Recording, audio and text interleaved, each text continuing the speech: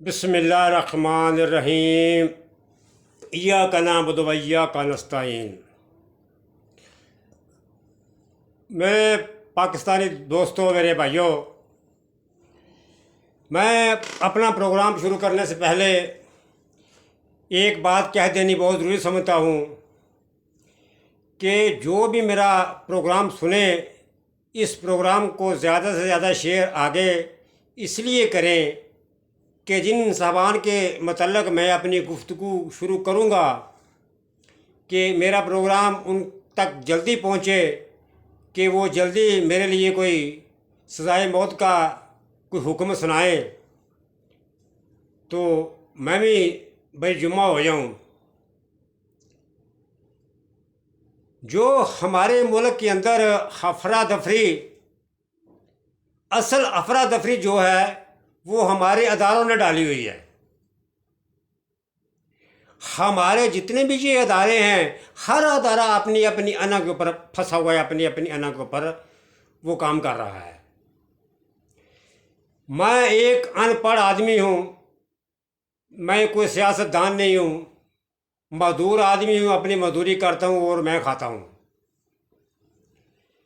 लेकिन इन हुक्मरानों ने हर आदमी को इतना का मजबूर कर दिया है, हमारे सीने में जो आग लगी हुई है हमने वो निकालनी ही निकालनी है, चाहे हमें कोई फांसी पे लटका दे। इन चोर चक्कों ने, नालायक हुकूमत ने इन 3 महीनों के अंदर अवाम का जो सांस है ना, यहाँ से पकड़कर बंद कर दिया है। कहाँ है वो जस्सा बहान? किसी ने किसी चीज़ का नोटिस क्यों नहीं लिया? कितनी बार बिजली महंगी कर दी गई, क्यों नोटिस नहीं लिया गया? पेट्रोल कितनी दफ़ा महंगा कर दिया गया, किसी ने क्यों नोटिस नहीं लिया? अगर हक की बात करना गद्दारी है तो ये गद्दारी ही सही। ये गद्दारी 22 करोड़ अवाम ये करने के लिए तैयार है। हमारे जैसा बान जो हैं वो भी इंसान हैं, कोई फरिश्ते नहीं हैं, उनसे भी गलती हो सकती है। क्या जो पीसीओ पे हलफ हटाते रहे वो जस्सा बान नहीं थे? डोगर कोर्ट तैयार होगी, क्या वो जस्सा बान नहीं थे? माशाल्लाह ने जजों को नजर बंद कर दिया मुशर्रफ दौर में। किसने आज़ाद करवाया जजों को? अवाम ने। अगर आज अवाम जो है वे अपने हक के लिए खड़ी हुई है तो अवाम के ऊपर इतना कि घेरा तंग किया जा रहा है। जो भी आदमी हक की और सच की बात निकालता है, किसी के ऊपर गद्दारी का मुकदमा बना दिया जाता है, किसी को तौहीन अदालत का मुकदमा बना दिया जाता है। अगर अपना हक मांगना, हक की बात कहना अगर गद्दारी है तो मैं भी गद्दार हूँ। मुल्क के अंदर कहाँ कहाँ पे अब भी करप्शन नहीं हो रही। मैं माजरत से मैं किसी अदारे का नाम नहीं लेता हूँ, लेकिन जो अदारों के अंदर आदमी बैठे हुए हैं वो फरिश्ते नहीं हैं। माजी भी उठा के देख लो हो, हर अदारे में लोग गलतियाँ करते आए हैं, हर अदारे में लोगों से गलतियाँ होती रही हैं, लेकिन हर आदमी जो अदारे के अंदर बैठा हुआ है वो अपने काम को सही से सर अंजाम देने के लिए तैयार नहीं है। वो पता इसलिए कि हर आदमी जो है उसके अंदर कोई ना कोई, किसी ना किसी पार्टी का जो है ना वो झुकाव होता ही है, चाहे कोई माने या ना माने। अभी ये इमरान खान साहब ने अगर 4 चंद वहाँ पे बातें कह दी, उसके ऊपर गद्दारी का केस बना दिया गया, तौहीन अदालत का केस बना दिया गया। अगर हक की बात कहना, अगर गद्दारी तौहीन अदालत है तो ये 22 करोड़ अवाम भी करने के लिए तैयार है। तो मेरे लिए भी फंदा बना कर रखो, मैं भी ये गद्दारी करने के लिए तैयार हूँ। इस मुल्क के लिए हमारे बड़ों ने 1947 में जब हमारे बुज़ुर्ग हिंदुस्तान से यहाँ पर आए, अपनी जायदादें छोड़ कर आए, अपनी जानें कुर्बानी करके आए, अपनी बहन बेटियों की इज्जत नीलाम कर आए। पाकिस्तान की शान और पाकिस्तानी कदर हमसे बढ़कर कौन जानता है? जब हमारे बुज़ुर्ग हमें सुनाते हैं हमसे बढ़कर कौन जानता है। यहाँ पे हर आदमी जो है वो अपनी अपनी मनमानी करता है। ये इस हुकूमत की औकात ही क्या है? इस हुकूमत ने 3 महीने के अंदर अवाम का वो असर कर दिया है कि जीना दुबर कर दिया है। वो सब्जियां जो है वो सामानों से बातें कर रही हैं, जिन सब्जियों को कोई पूछते नहीं था, आज वो 250-250 किलो सब्जियां हो गई हैं। आपके नोटिस कहाँ गए? किसी चीज़ का क्यों नोटिस नहीं लिया आपने? आज भी किसी अदालत के खाते के अंदर कहीं चले जाएं, जो चीज़ बाहर 1 रुपए की बिकती है, अदालत के इर्द गिर्द जो वहाँ पे दुकानें होती हैं वहाँ पे वो 1.5 रुपए की बिकती है। क्यों? फिर किसी आप अस्पताल में चले जाएं, जो चीज़ आपको बाहर अगर 2 रुपए की मिल रही है तो आपको अस्पताल के अंदर वो 3 रुपए की मिलेगी। क्यों? कहाँ नोटिस गए? किसी ने क्यों नहीं पूछा? अगर आप पाकिस्तानी अवाम जो है, अगर अपना कोई मसीहा अपना ढूंढ रही है या ढूंढ लिया है अवाम ने, तो किसी को क्या तकलीफ है? अभी ये मैं एक साहब, एक एंकर साहब अपना एक प्रोग्राम कर रहे थे, उन्होंने कहा जी नवाज शरीफ साहब जो हैं वो भी तो 2/3 अक्सरियत लेकर आए थे, उनको भी तो अहल करार दे दिया था। अरे बाबा, किस दौर की बातें करते हो? मैं एक दफ़ा कराची से लाहौर सफ़र कर रहा था ट्रेन के अंदर, मेरे साथ एक बुज़ुर्ग बैठे हुए, उन्होंने अपनी बुज़ुर्गी की और पुरानी जो दास्तानें छेड़नी शुरू की उन्होंने, लेकिन वो कराची से लेके हैदराबाद तक वो मेरा दिमाग खाते रहे। फिर वहाँ पे जब आकर गाड़ी वहाँ पे 15 मिनट स्टे करती है, 15 मिनट गाड़ी रुकने के बाद जब दोबारा चली, तो उन्होंने फिर बात अपनी वही शुरू कर दी अपनी कि जी मैं 6-7 जमातें पढ़ा हूँ, मेरे साथ यहाँ पे आज मेरे साथ BA पढ़ा, मेरे साथ बैठ के बात नहीं कर सकता। वो अपनी जो छोड़ने लगे, लेकिन मेरे से बर्दाश्त न हुआ। मेरे साथ बच्ची बैठी हुई थी 12 साल की, मैंने उस बच्ची से मोबाइल लिया, तो लेकर मैंने उनको बोला, बुजुर्गों को मैंने बोला कि इसका नेट तो ज़रा चला यार, क्या चलता है?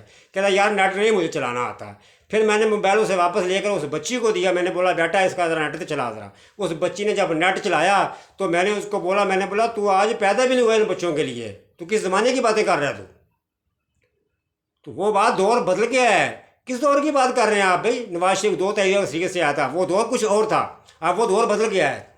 फिर ये नवाज शरीफ पकौड़ा कब से बाहर बैठा हुआ है?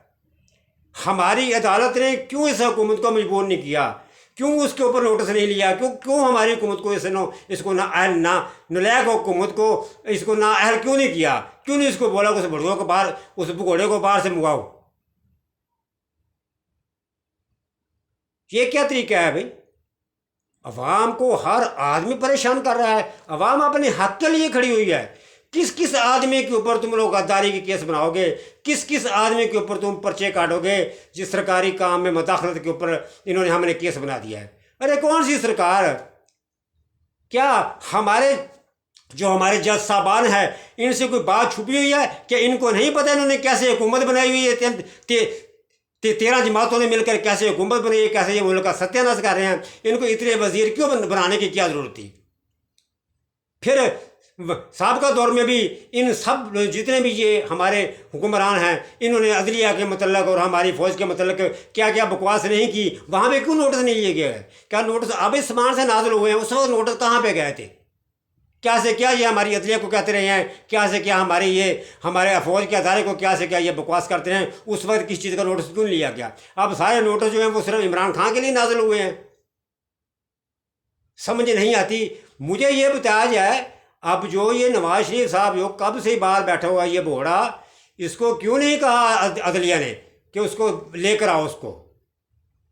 हर आदमी अपनी अपनी मन मर्जी करता है, हर आदमी अपनी अपनी मन मर्जी कर रहा है। फिर ये हुकूमत बार बार कहती है हम जब हमारा जी चाहे हम इमरान खान को गिरफ्तार कर सकते हैं। और तुम लोगों की औकात ही क्या है? तुम लोग तो इतने बेशर्म हो। तुम लोगों को 17 तारीख को अवाम ने वो जूते मारे हैं, तुम भूल गए हो। फिर अभी ये कराची में बाई इलेक्शन हुआ है, अवाम ने तुम लोगों को वो जूते मारे हैं, तुम लोग भूल गए हो। तुम लोग तो बेशर्म आदमी, तुम लोगों की कौन सी बात है?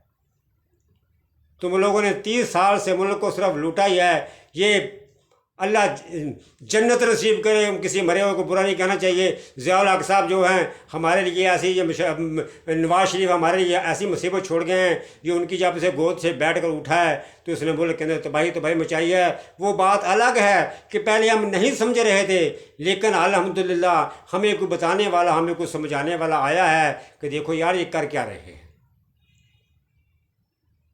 फिर हमारे मुल्क के अंदर ऐसे ऐसे पुलिस वाले पड़े हुए हैं किसी आदमी का गुनाह भी नहीं होता, वो मुजरम भी साबित नहीं होता, उसको जाके वो गाली निकालते हैं, थप्पड़ लगाते हैं, वहाँ पे क्यों नोटिस नहीं लिया जाता?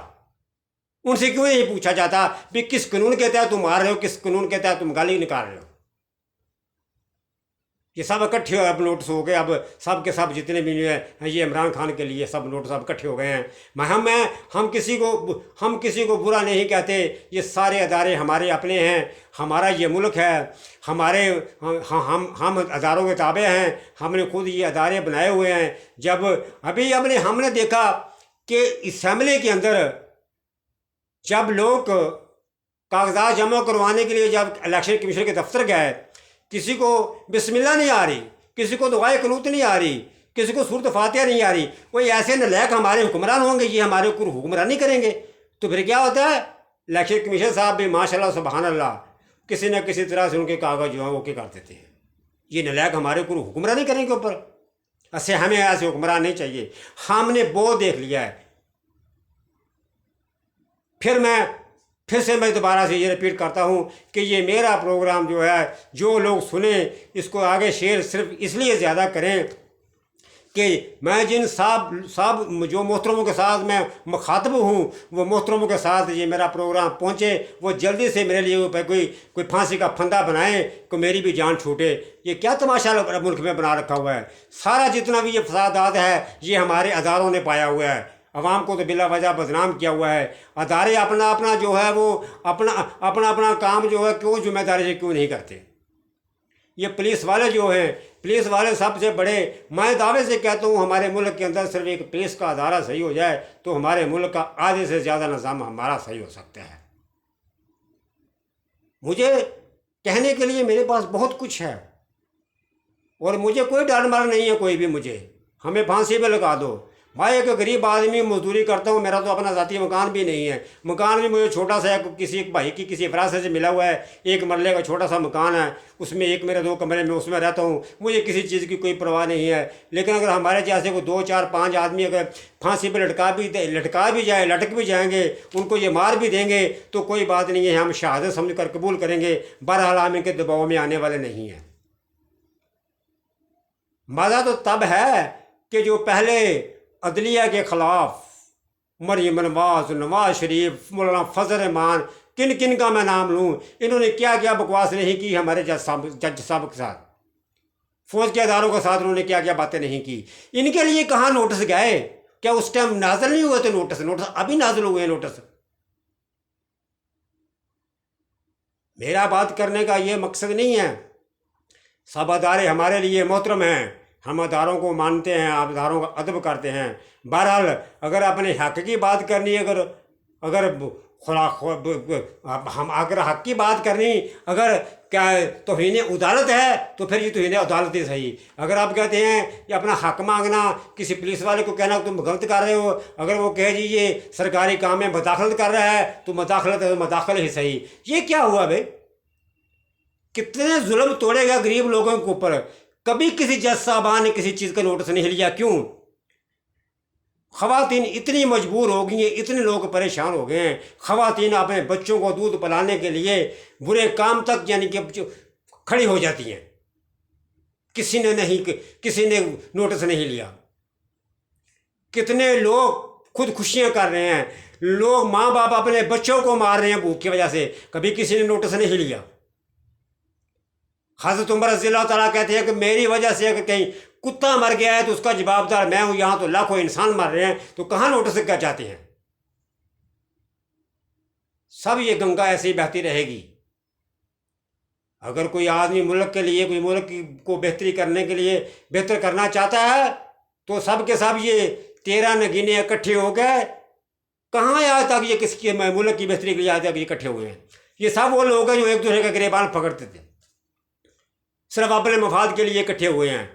आज तक ये कभी महंगाई के लिए कभी इकट्ठे हुए हैं, कभी असेंबली में उन्होंने कभी महंगाई के लिए बात की है इन्होंने? ये सिर्फ अपने मफाद करते हैं, ये अवाम को बेवकूफ़ बनाते हैं। लेकिन अवाम जो हमारी है ना, वह बेवकूफ़ बनने वाली नहीं बनने की हमारी समझदार हो गई है।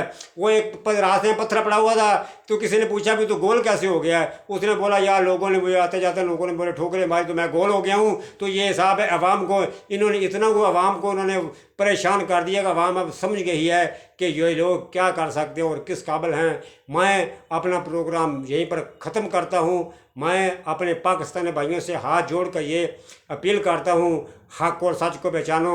हमें अभी चोरों की ज़रूरत नहीं है, हमने अपने घर को बचाना है, किसी ईमानदार को लगाना है। अस्सलामु अलैकुम वरहमतुल्लाहि वबरकातुहू।